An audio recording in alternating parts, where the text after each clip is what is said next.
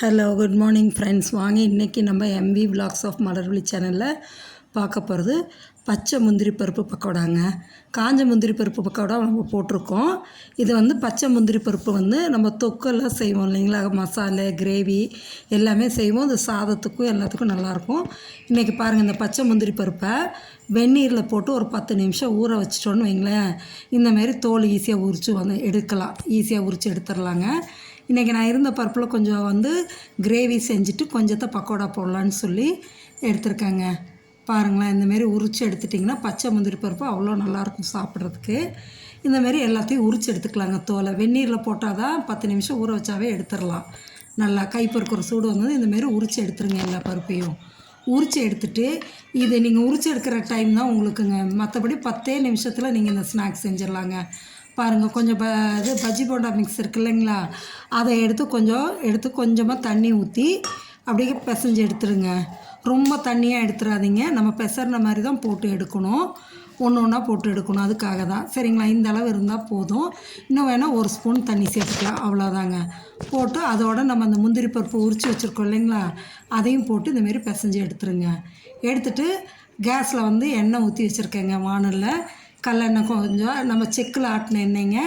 நம்ம வீட்டிலையே செக்கில் ஆட்டின எண்ணெய் தான் நான் இப்போ யூஸ் பண்ணுறது. இந்த எண்ணெயை நல்லா காய வச்சுட்டு காஞ்சதுக்கப்புறமா ஒன்று ஒன்றா போடணுங்க. அப்படியே அள்ளி போட்டுறாதீங்க. ஒவ்வொன்றா ஸ்ப்ளிட் பண்ண மாரி தனித்தனியாக போட்டு எடுக்கணுங்க. ஒன்று ஒன்றா போட்டு எடுத்துருங்க. எண்ணெய் நல்லா காஞ்சதும் போட ஆரம்பிச்சு தீயை வந்து மீடியமில் வச்சுருங்க. மீடியம் ஃப்ளேமில் வச்சுட்டிங்கன்னா தான் உங்களுக்கு நல்லா வெந்து வரும். மேலே நல்லா கிறிஸ்பியாக மொறுன்னு இருக்குங்க. உள்ளார அந்த பச்சை முந்திரி பருப்பு வந்து சாஃப்டாக இருக்கும் சாப்பிட்றதுக்கு. மேலே நல்லா கிறிஸ்பியாக இருக்கும். இந்த பச்சை முந்திரி பருப்பு உள்ளே சாப்பிடும்போது ரொம்ப சாஃப்டாக இருக்குங்க. ஒன்ஸ் நீங்கள் இந்த பச்சை முந்திரி பருப்பு கிடச்சிதுன்னா மிஸ் பண்ணாமல் இதை செஞ்சு பாருங்களேன். ஈஸியாகவும் இருக்கும், நல்லா டேஸ்டியாகவும் இருக்கும், ஹெல்த்தியாகவும் இருக்கும். சரிங்களா, நம்ம வந்து மட்டன் சிக்கனோட போட்டு செய்வோம். தனியாகவும் பச்சை முந்திரி பருப்பு போட்டு கிரேவி செய்வோம். சப்பாத்திக்கு, இட்லிக்கு, தோசை, சாதத்தில் போட்டு சாப்பிட எல்லாத்துக்குமே நல்லாயிருக்கும். நான் இந்தமாரி ஈவினிங் ஸ்நாக்காக ஸ்கூல் விட்டு வர குழந்தைங்களுக்கு நம்ம செஞ்சு கொடுக்கலாம். அதுக்காக தான் நான் இன்றைக்கி இந்த பச்சை முந்திரி பருப்பு கிரேவி வச்சுட்டு கொஞ்சம் எடுத்து இந்தமாரி பக்கோடா மாரி பச்சை முந்திரி பருப்பு போடலான்னு செஞ்சிட்ருக்கேன். பாருங்கள், சூப்பராக இருக்குங்க. நல்லா வெந்துருச்சுங்களா, அப்படியே பெரட்டி விடுங்க. 2 பக்கமும் நல்லா வெந்து வரட்டுங்க. அப்போ தான் நல்லா கிறிஸ்பியாக இருக்கும். நல்லா அந்த பஜ்ஜி மாவு வந்து மொறுன்னு இருக்கும் சாப்பிட. இந்த முந்திரி பருப்பில் ரொம்ப கோட்டிங் ஆகாதுங்க.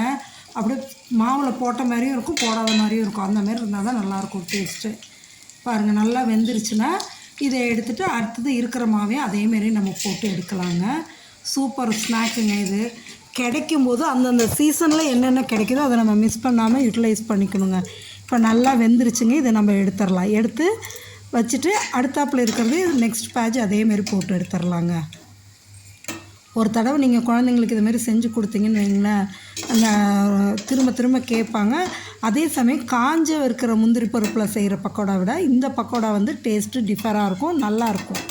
சரிங்களா, அதனால் மிஸ் பண்ணாமல் கிடச்சிதுன்னா அதை யூஸ் பண்ணிவிடுங்க. பச்சை முந்திரி பருப்பை தோல் எடுக்கிற டைம் தாங்க, மற்றபடி நம்ம போட்டு எடுக்கிறது சீக்கிரம் ஆகிடுங்க. இருக்கிற அடுத்தது இதேமாரி ஒவ்வொன்றா போட்டு எடுத்துடலாங்க. போட்டு எடுத்துகிட்டு மீதி எப்படி இருந்தாலும் அந்த பாத்திரத்தில் கொஞ்சம் பாருங்கள் எந்த அளவு இருக்குது பாருங்கள். மீதி இருக்கிற அந்த மாவில் வந்து ஒரு வெங்காயத்தை பொடியாக ஸ்லைசஸாக நறுக்கி அதையும் போட்டு மாவை வேஸ்ட் பண்ணாமல் போட்டு எடுத்துடலாங்க. எதுக்கு அந்த மாவை வேஸ்ட் பண்ண பாருங்கள். 2வது பேட்சும் நான் போட்டு எடுத்துட்டேங்க. அதுவும் நல்லா வெந்துருச்சு. எடுத்துடலாம். எடுத்துட்டு அந்த வெங்காயத்தை போட்டு அந்த மாவு கொஞ்சம் எப்படி இருந்தாலும் பஜ்ஜியெல்லாம் போட்டோம்னா நம்மளுக்கு கொஞ்சம் மீதி வரும். அதில் இந்தமாரி பெசரி போட்டு எடுத்துருங்க. வெங்காய பக்கோடா நல்லா மொறுன்னு கிறிஸ்பியாக இருக்கும் சாப்பிட்றதுக்கு. அதையும் வேஸ்ட் பண்ணாமல் நம்ம செஞ்சாச்சுங்க. இந்தமாரி செஞ்சு நல்லா சுட சாப்பிட்டுட்டு ஒரு ஃபில்டர் காஃபி ஒன்று குடித்தோன்னு வைங்க, அவ்வளோ சூப்பராக இருக்குங்க, டேஸ்ட்டாக இருக்கும். நீங்களும் இதே மாதிரி செஞ்சு சாப்பிட்டு பார்த்துட்டு எப்படி இருக்குன்னு கமெண்ட் செக்ஷனில் சொல்லுங்கள். மறக்காமல் நம்ம சேனலை சப்ஸ்கிரைப் பண்ணாதவங்க மறக்காமல் சப்ஸ்கிரைப் பண்ணுங்கள், லைக் பண்ணுங்கள், உங்கள் ஃப்ரெண்ட்ஸ் அண்ட் ரிலேட்டிவ்ஸ்க்கு ஷேர் பண்ணுங்கள். பாருங்கள் எந்த அளவு இருக்குது பார்த்தீங்களா, சூப்பராக இருக்குங்க.